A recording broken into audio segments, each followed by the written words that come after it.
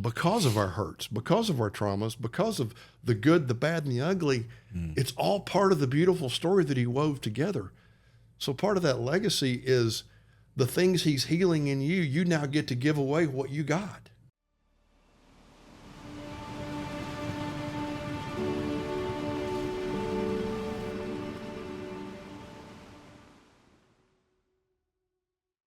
You are special to the podcast because you, as far as the Men's Quest events are concerned, you've been on, I think, almost every Quest event as far as you teaching and what God gave you. So part of the conversation with you is for the Quest alumni, which is a couple thousand. I think we have about, if you split up 11,000, you have about 5,000 guys out there and others that have gone through the event. So I wanted them to know you a little bit, who you are, and then also your connection with Fellowship of the Sword back then, which is a Quest life now. So talk to me about your life, a little bit, your background, and your connection to Quest. Yeah, well, just go back to connection to Quest. You got to back up 20 years before that.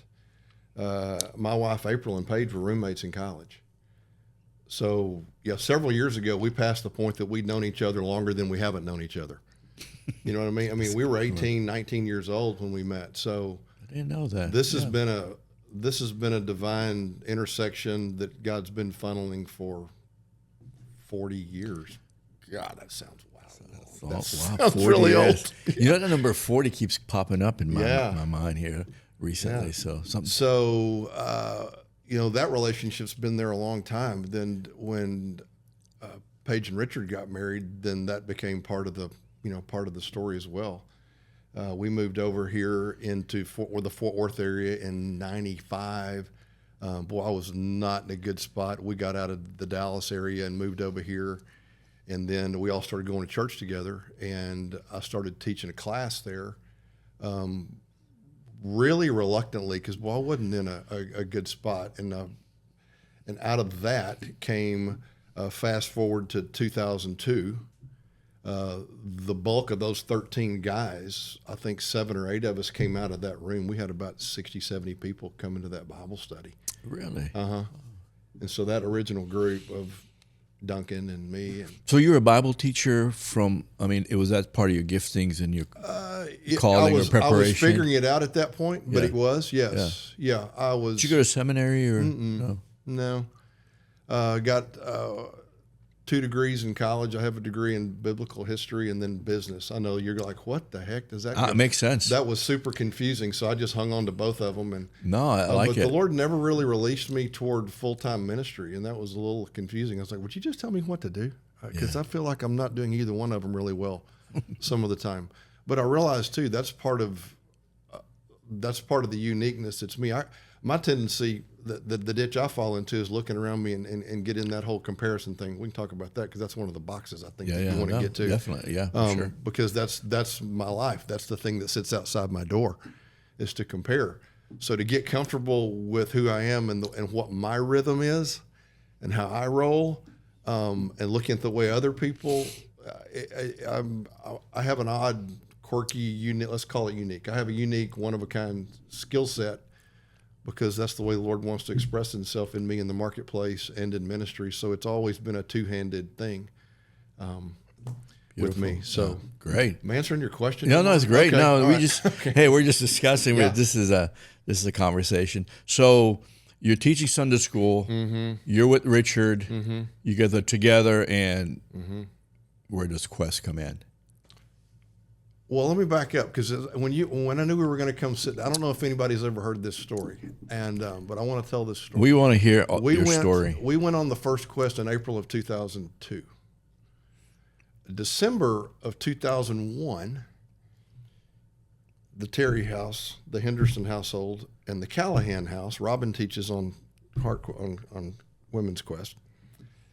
We had several years together. We got together and just did a Christmas thing, and we did gifts and blah, blah, blah.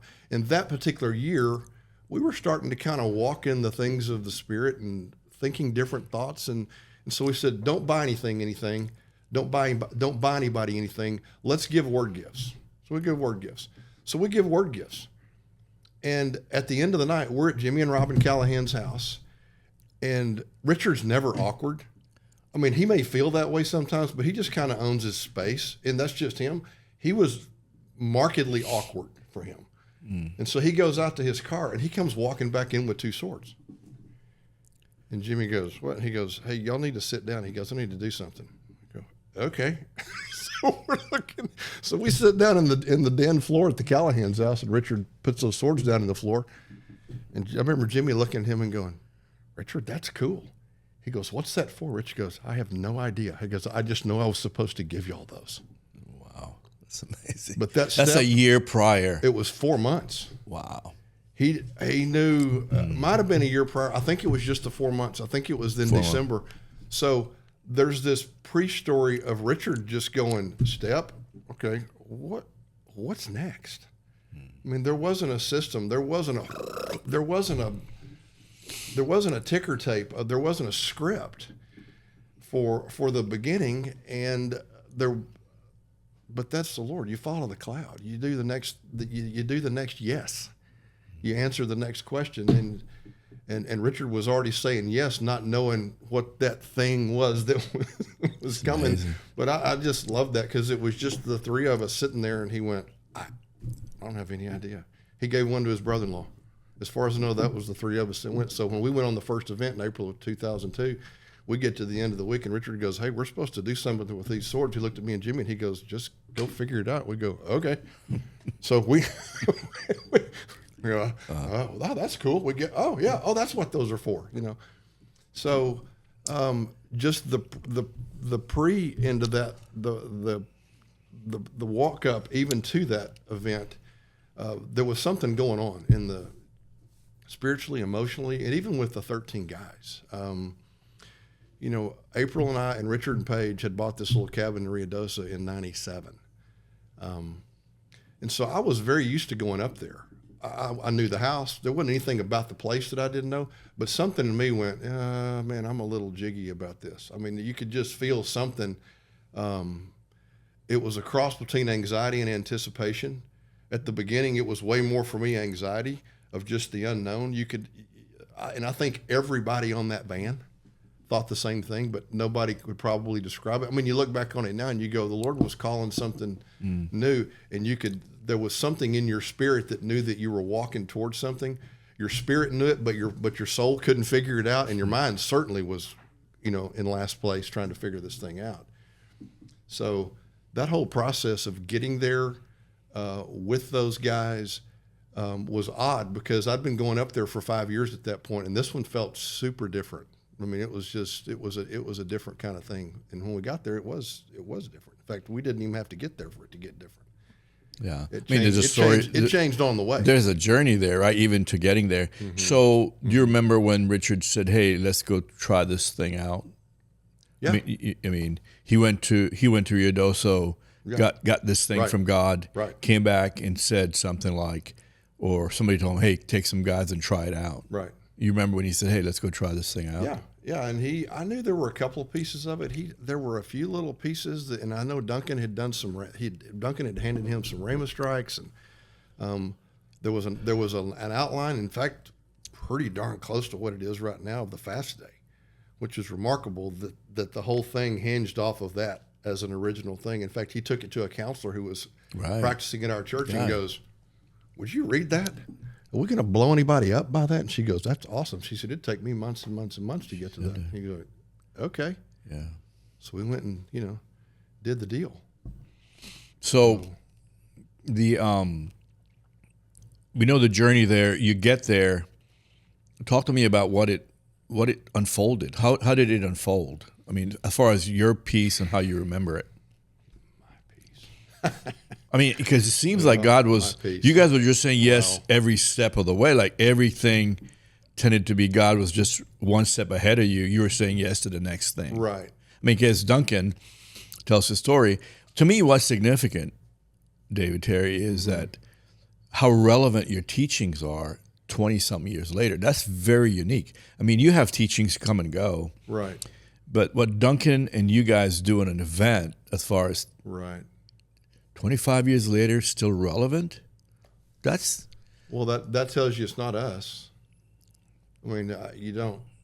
Something's not timeless because it's man-made. It just Precisely. doesn't work that way. Yes. I didn't teach on the first quest. Duncan did, and he unpacked all kinds of piers and foundations and of what is the manhood teaching now. I didn't have anything when I got there, and Richard had said, "Hey, I think you're supposed to teach, speak, whatever on this event." Well, I listened to Duncan the day before, and I went, "I don't have anything close to that. I mean, I'm not even. I didn't really know what we were heading into. Didn't have anything in my hip pocket. Nothing." And so the afternoon before I was supposed to do whatever it was that I was going to do, that evening, I went back over to our house. We were using two houses. I went back over to the little cabin that Richard and I owned, and I sat down and wrote the absolute worst outline of a Bible study in the history of the planet. It was horrible. It was disconnected. It didn't make any sense. And the whole time I'm writing this thing, the Lord says, "Tell him your story." And I'm like, nope. I'd kept writing the bad Bible study. I was making notes, and I was gonna go with it and die. And he said, "Tell your story." I was like, "It's not my story. It's our story," because it had to do with me in April. Okay. And I got up from that table and walked back across the street at 7:00 and walked to a house that I do not own. And I walk in, and the phone rings. This is landlines. We're talking 2002. That's super weird to even say, isn't it? 2000. Landline? Yeah. In a house I don't own, the phone rings. Keith Smith answers the phone, and he goes, "Hey, D, it's for you." Really? Pick up the phone, and it's April. "Well, sugar, what do you do?" She said, "Well," I said, I got to go. I'm supposed to sit down and teach in a few minutes. She said, "Well, I really felt like the Lord said, if anybody's supposed to know our story, these guys are."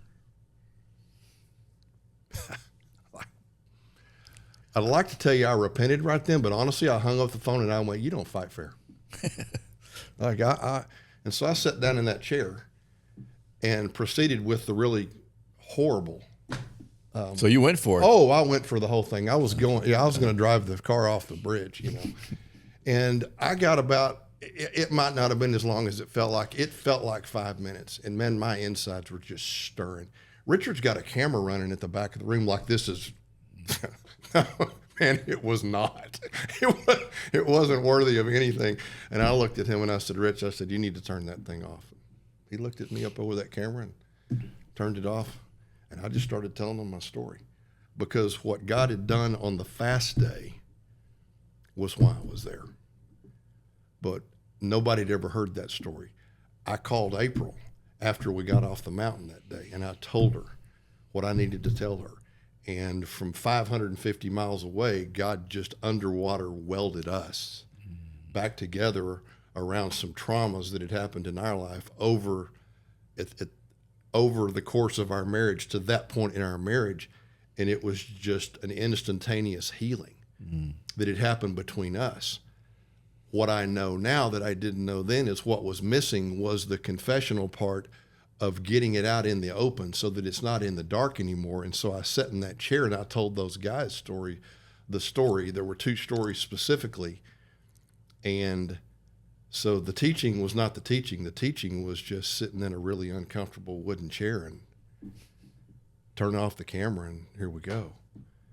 And so I didn't teach on the first event. I was on the first event, but there wasn't any teaching. The Lord had a whole different plan. So that moment then was really the seed of what we call the mercy seat. Yeah. Was that the birth of the mercy? I would say so. Yeah. I mean, that's what we do now, it's right? what you do now, but we were just doing the thing, because what happened after that is I felt like my blood pressure was up here. My head was spinning. I didn't really know how to even get. And as somebody who at that point was communicating pretty regularly, you go, how do you land that? Where do you stop? Where do you put a bow on what just came out of my mouth? What do you do? And just kind of awkwardly tried to get up out of the chair, and John Carl Davis goes, "Sit down." What you know? You went, okay. I mean, you just kind of, yeah, got it. And he goes, "Guys, start praying over him." Mm-hmm. So it was that simple. It was that organic. It was that unplanned. But that's the Jesus. That was him walking in the room and saying, "This is what this looks like." So I can tactily feel that in my body right now. That's super weird. I had to think about that because I can remember a guy named Don Thayer standing behind me. Don's a big boy. They call him Tiny. It's a joke. Huge hands. I remember his hands on my shoulders, and I'm thinking, like a bear behind me. Just comfort, words, your brain in those moments, whether it was then or whether it's a guy or a woman on an event right now, your mind can't comprehend what's going on because it's a spiritual moment that's working from your inside and working its way out. So they prayed over me, sealed that moment. We're actually doing James 5. Don't really know. We're doing it, but don't know you're doing it. Mm-hmm. And I get up, and it's just a snot mess. I'm just stuff everywhere. I get up and walk over and sit down on this couch. And I thought, and then my brain kicked back in, and I went, "What did you just do?" It doesn't take the enemy long. I mean, like buyer's remorse. I'm telling you, he just doesn't fight. No, I mean, it's a steal, kill, and destroy. And he comes in and is like, "What did you just do?" And as I'm processing that, I kind of look and think, what is everybody, are they looking at me? And every guy in the room was staring at that chair. I'm in my mind. Mm. They may not remember it, but for me, in hearing that voice of, "What did you just do?" I looked and thought, and somebody made a comment, and a guy got out of his chair and sat right back down in the chair that I'd just gotten out of. And here we went for the next hour and a half. There wasn't a plan. There wasn't a thing. It was just follow the next step, follow the next thing that the light's on, and that's how. Yeah. And that's where. I guess everybody then began to, the whole group. Then it just, you started something that just kept going. Probably in my mind that night there were probably 5 of us that said something, 4 to 5. I see. Not everyone kind of did it at that moment. Yeah. No. No. The theme kind of came off of what, how the Lord just weaves stories together that people relate to that piece of your story. Yes. And all of a sudden you realize you're not the only one. And you go click, click, click, clear. And like the 4th or 5th guy got in the deal and goes, "Guys, I was on the mountain." He goes, "I didn't hear anything." He gets saved sitting in the chair. Now we go, whoa, wait, wow. What's going on here? It's just organic, real life, letting the Holy Spirit lead the ministry. And so he just took us all by the hand because Omar, he's just that sweet. Yeah. Yeah. That's what I got for you 20 years later. He's better than you think. Yeah. He's kinder than you think. His goodness. I mean, and he's always been good. He's, I love the story of Moses. And he says, "Lord, I want to see your glory." He goes, "Okay, let me show you my kindness, my goodness." So your goodness is your glory. So when you choose to reveal to me your glory, he told Moses, he said, "This is the part of my glory if I'm going to give you one part of my character, one facet of the 10 million things that I could tell you about myself, I want you to see my goodness." I love that story. Wow. That so blows up most of the church. Yeah. I mean, we're thinking judgment and disappointment and anger and just, Let me just tell you how good I am. Let's do that today. Let you just noodle on that, chew on that, drill down on that one today. If all the things, that I'm just really good. If all the things you said he could have showed Moses, that one thing, that's fascinating. Yeah. It's powerful. So again, I think one of the things, I was telling you, me and Richard were in Belize last week with questers who invited us, and all they wanted to know was tell us the story. And this was, think about it, they funded the whole thing.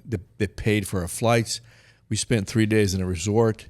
They hosted us like nobody's business. There's about 9 guys, but 7 showed up.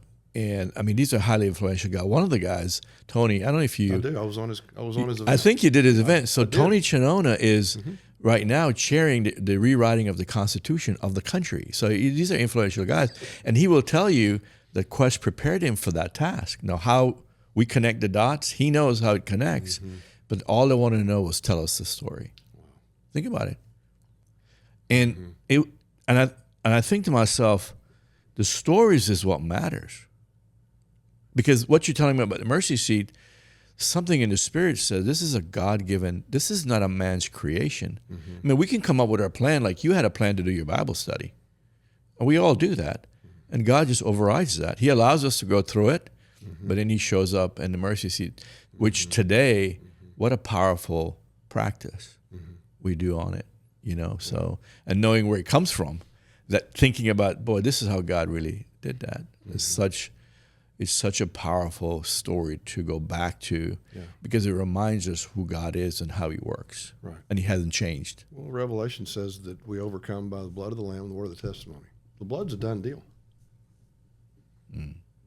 Most of the way we do, and I'm not swinging at anybody here at all, but most of the way we do corporate gatherings, whether it's church or home church or small groups or whatever, I think the church is moving away from this, but typically it's around one person who can communicate. Yes. What about all the other testimony that's in the room? What about all the other people that have a story in the room? What about that's what I remember coming back from what we now know as Quest One, is what became part of our language and our normal everyday life was, tell me your story. Everybody has a story. I don't care if you're at Taco Bell or church. Everybody's got a story, and everybody can talk about themselves, good, bad. I mean, whether they like themselves, don't like themselves, everybody has a story. But the blood's already done. So to tell the story, to encourage people, to put a godly envy in people of something that he did in your life, or he manifested in your life, or that he healed in your life, or that he's shown you in your life, or that you've seen in the Word, that's the overcoming part. He's already done his part. We got to use our mouth and start telling the stories and start telling the testimony. One of the great things about getting older is you got stories. Yeah. I mean that. I watched some younger guys that I mentor when COVID hit, and they just kind of went wonky and just kind of freaked out. And I looked at April one day and I said, you know why this doesn't freak me out? I said, I got more stories behind me than those young guys do. Wow. They don't look back and see what I see. I mean, I still have days, man. I mean, I was talking to the Lord this morning. I got some anxiety over some stuff going on in my life right now. And this is where I'm at, and I'm quirky, and I got a hole here, Lord, but I just need to shove this back on the table with you.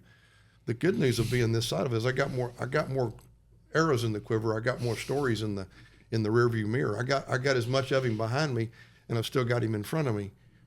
Yeah. But there's part of that story that, so you're saying people want to hear the stories. It was interesting because when we sat down, you said, people want to know what was the story, and I go, why would they want to know that?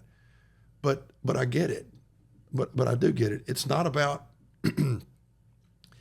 It's about being connected to something bigger than you. And I think every man, men, I can only speak to men. I think every man, something in their bones wants to be connected to something bigger than they are, because legacy is built into us by the Father. I'm 100% convinced of that.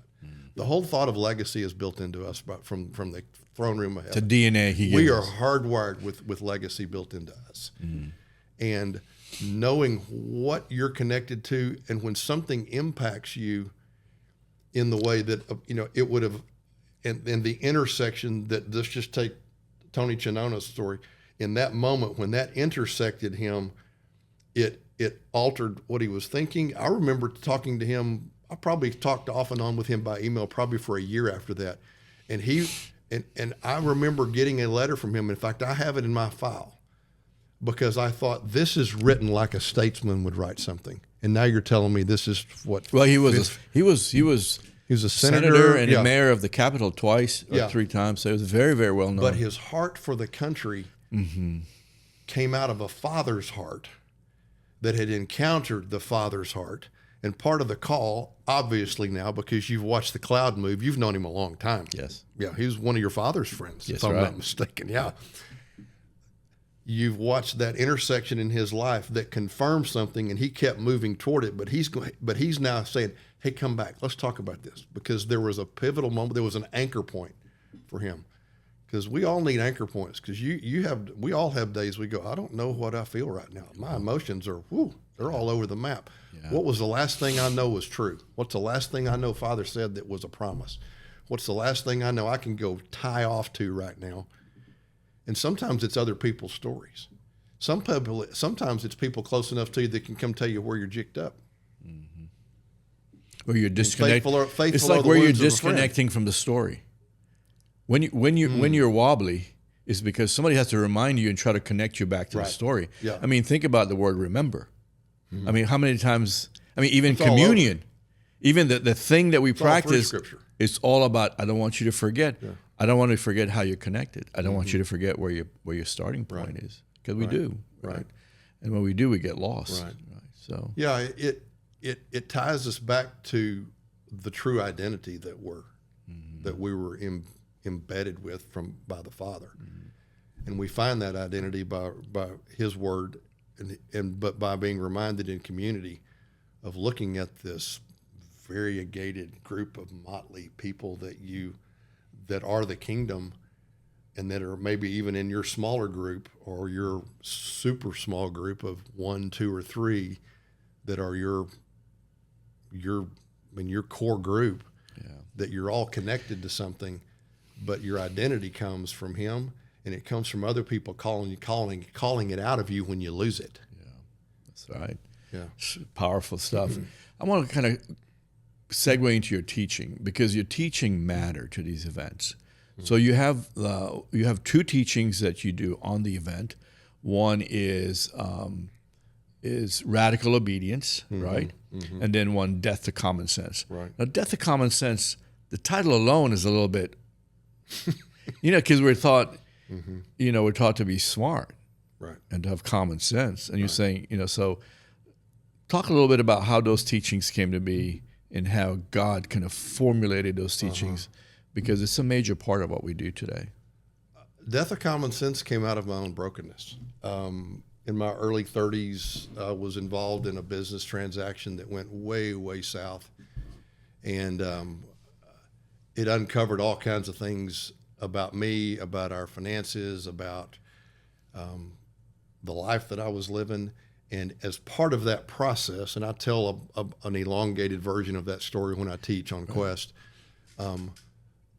the Lord showed me boxes, and they had names on them. I mean, and I've had very few visions and pictures in my mind. That's not usually. I usually hear words and see words. I'm not typically a picture guy. That's just not the way the Lord usually talks to me. But I saw boxes that had names on it, and it was family and finances and church, and personal and private. And when I saw it, I knew what it meant. It's like you don't have compartments that you live your life in. You don't have a personal life and a family life and a financial life and a relational life, and you just have a life.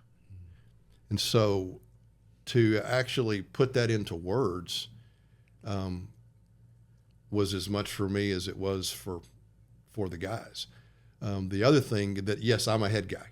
I mean, I tend to default to my head. I'm super emotional, but I don't use my words a lot, which is funny. People go, "Well, you do a lot of teaching." That's in my gifting. In my day to day, I don't have that many words. But when you say, here's the way I would say it: the 18-inch trip from your head to your heart's the longest trip that most men ever make. Like I say that, I think at the beginning of at least on the video. I mean, I've been back and taught live a couple times in the last few years, but that we think that because God gave us a mind and God gave us a will and God gave us emotions, that those are the ways that we're supposed to process. It's part of the process, but it's never supposed to be the lead. Most of us lead with our brain and our emotions, and the spirit comes in last. One of the phrases in that teaching is, "I am a spirit, I have a soul, and I live in a body." But most of us live our life responding to the way our body feels and trying to adjust our emotions, and our spirit comes in last place. It's good. It's good. And you've got to turn the train around and let the Spirit lead to line up your emotions. Because, I mean, even as early as this morning, 2 hours ago, sitting in my chair, I'm like, Lord, this thing going on inside of me is emotional. And my emotions are lying to me right now about truth. So I need to get my spirit back to the front. What was the last thing I heard you say?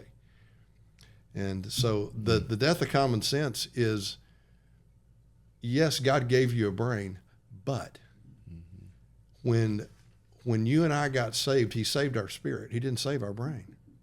That's part of the process. That's part of the journey. That's part of everything that happens after that original encounter. It's multiple encounters with him after that continue to work out that salvation from our spirit into our soul, into our body, into our mind, into our way. So it's the process, but because we're trapped in flesh, it's so easy to get stuck in it and in our emotions and let those things drive. So when did the event start using your teaching? Was it honestly, remember? That was the first one. We tried a few other things that were like, I mean, they just weren't the thing until radical obedience until that set in. They came afterwards, radical obedience. Probably 2 years. Death of Common Sense was probably in the first 3 or 4 events, probably. Really? Yeah. I don't exactly remember. Because that was really kind of your testimony. I mean, that's part of your testimony is the death of common sense. Right. And then radical obedience was brought on. When, why? You remember? Divine appointment. Was it? Yeah, we were on the last event. I believe it was the last event we ever did in Rio Doso. And I can't even tell you there are about 3 or 4 primary components in radical obedience in my mind. And I had bounced off and taught different pieces of them at different times over the last 3 or 4 years prior to that. And I felt like it was all supposed to go together, and I had no idea how it was supposed to go together. And so that particular day, I remember sitting down on the fireplace in front of these guys, and the staff was sitting in the back of the room on the stairs. And when I tell you I had sticky notes on stuff, I had arrows drawn. I mean, it was a walk to remember. I mean, for sure. And when I finished it, the guy that was leading that event goes, D, that was it. And I go, there is no way I could ever do that again. I have no idea how we got from here to here. I mean, my first response was, it was literally like, you've got to be kidding me. Because it was a jumbled mess up here. But apparently the Lord took the jumbled mess. And thankfully he had clicked, I think it was, I don't even know if we had a phone that did, but he had recorded it. And he goes, well, you can listen to it again. And I went, okay. So that's where the radical obedience thing came from. Yeah. I mean, for it to be, like I said, been at events, many events, and just listening to these teachings and saying, okay, well, these have really traveled time. They're really timeless, especially in the lives of men, because your teaching coming to man has been really amazing to watch how God still uses those. The boxes is something that they remember. Right. Every man that goes through, even when I was in Belize, I mean, that's about the boxes, right?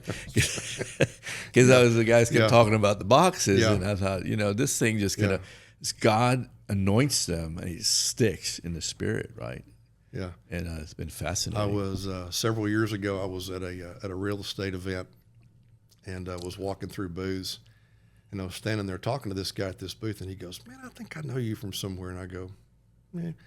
And in a minute I went, oh boy, how do you ask this and it not sound really weird? You just start talking to this guy randomly about a sword, Yeah. So I go, you happen to know Richard Henderson? And he goes, that's it. He goes, you're the box guy. And I go, well, hopefully not anymore. And so we struck up a conversation, but it's funny that they see you in that moment, or see me in that moment. And he goes, you're the box guy. I went, boy, I hope not. I'm sure it's still sitting in there somewhere, but yeah, you recognize as a box. But I think that's kind of systemic to men. We don't multitask very well, even in this society that's trying to teach us to do it. Yeah. Women are better at it than we are at doing multiple things mentally at the same time. We're not, so we kind of segment things in for an organizational purposes in our brains, and we do that, and we do that, and we do that, and we do that. And part of that probably is true, but when the things don't mix, and and you're inviting part and parcel pieces of the Lord into this piece, but not in this piece and out of this piece, then you've got this completely disconnected and I mean, broken. even in a very practical way, when you start, because we are wired different from our wives, so in marriages, it definitely doesn't work. Right. Because they're not boxed in. I mean, Right. we know Everything's connected to psychology. They integrate. My wife is integrated. Everything impacts everything. Versus we have the ability to compartmentalize 100%. it. So even at our marriage level, that I think administers to men. So let me couple more questions, David. So common sense, death to common sense, radical obedience, legacy. Interesting word. Tie those together.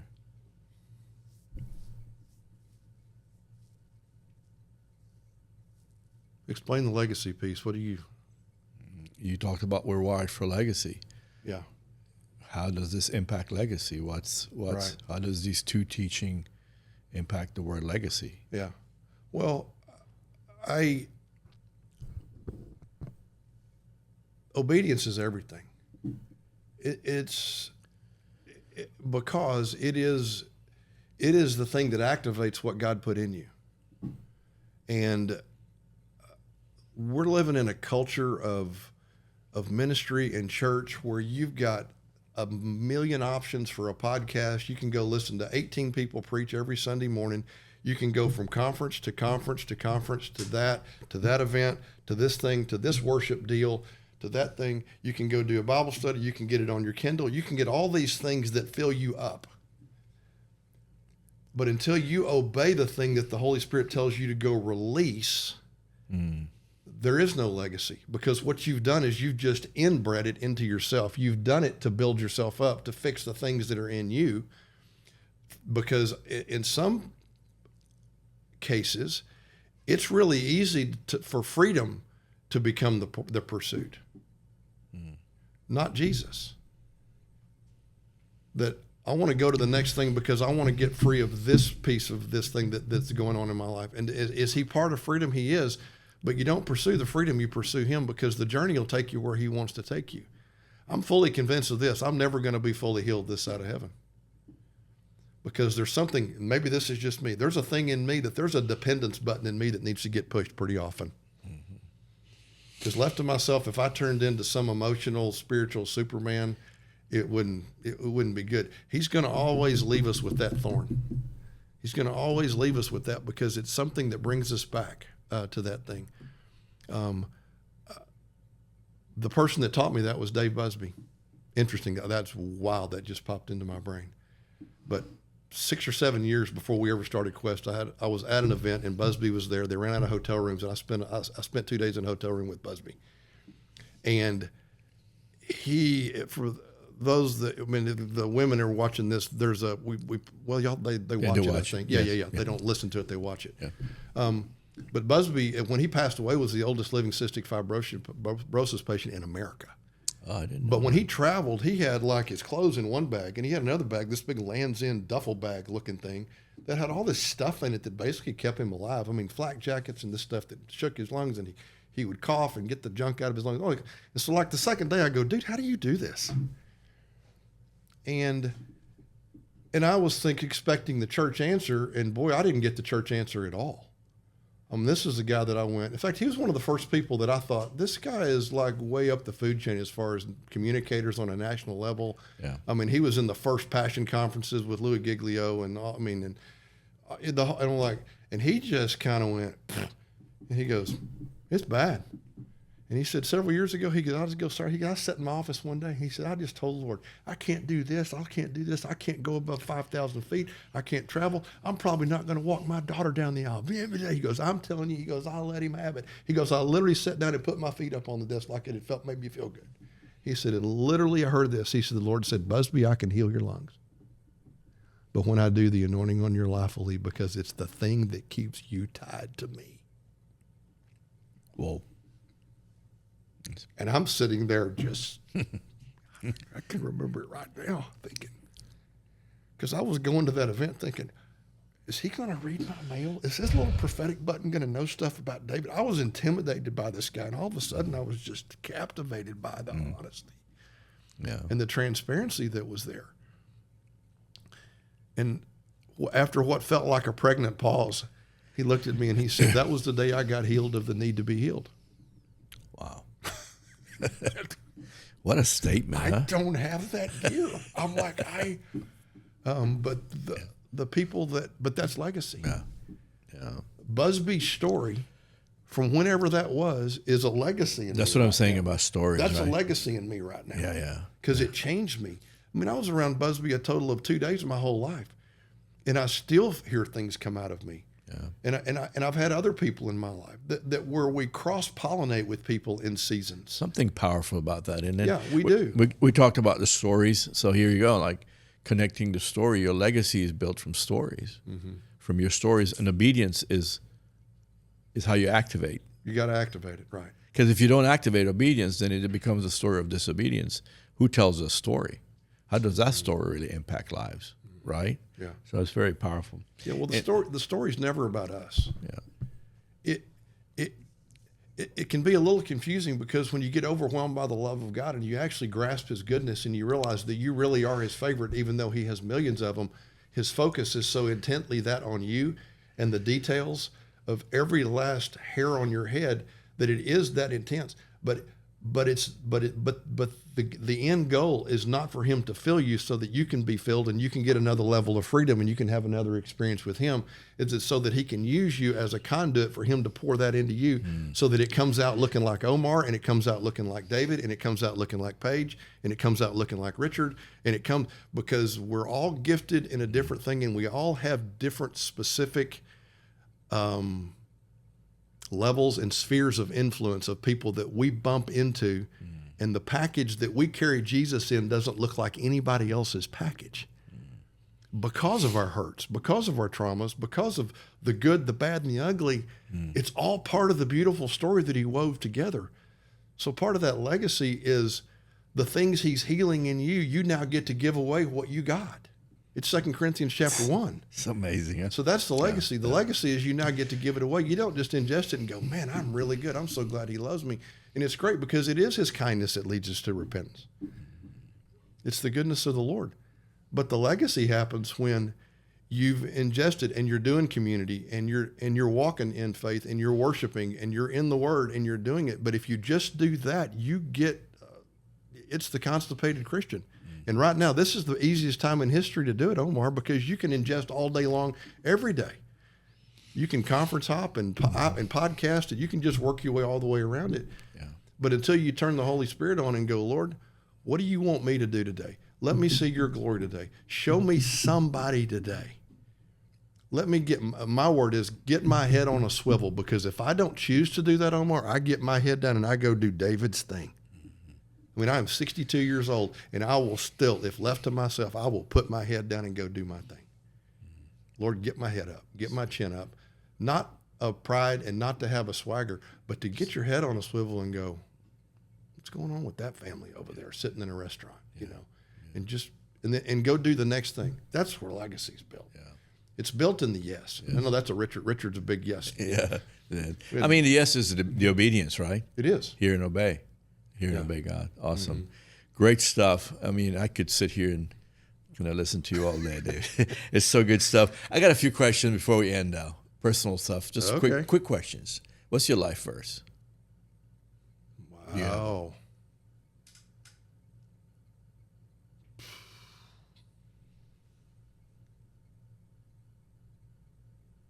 Isaiah 40:31. I'm not a waiter. I'm still not a good waiter. They that wait will renew their strength. So what I figured out in my life is usually when I'm tired is because I didn't wait. Great verse. I did my thing, or maybe not walked in disobedience, but definitely got way out ahead of myself. For they that wait on Him will renew. And just as a little tidbit to that, the last 2 years, emotionally and spiritually, these are not my words, these are Holy Spirit's words. I've been through a molting season where he just rearranged a bunch of stuff in me. He worked out some cynicism. He changed some patterns in me, and it was not pretty. But when he said the molting thing, I went back to the Isaiah 40:31. It's an eagles molt. So I started reading about what happens when eagles molt, and it's a fascinating. Is that when they lose their feathers? Mm-hmm. Yeah. And they lose their beaks. And guess how they survive? They're fed by other eagles who have already molted. Wow. Yeah. Wow. Well, the last 60 to about 62 and a half right now, I'm coming out of that now. So Isaiah 40:31, I've bookended that with my life with the eagles. I was like, wow, this is. Wow. What a revelation. Yeah. Awesome. If you can name one thing, it could be it's a word or just a quick situation. What has shaped your life when it comes to obedience? Anything you can think about that shaped your life as it relates to radical obedience? Shaped my life.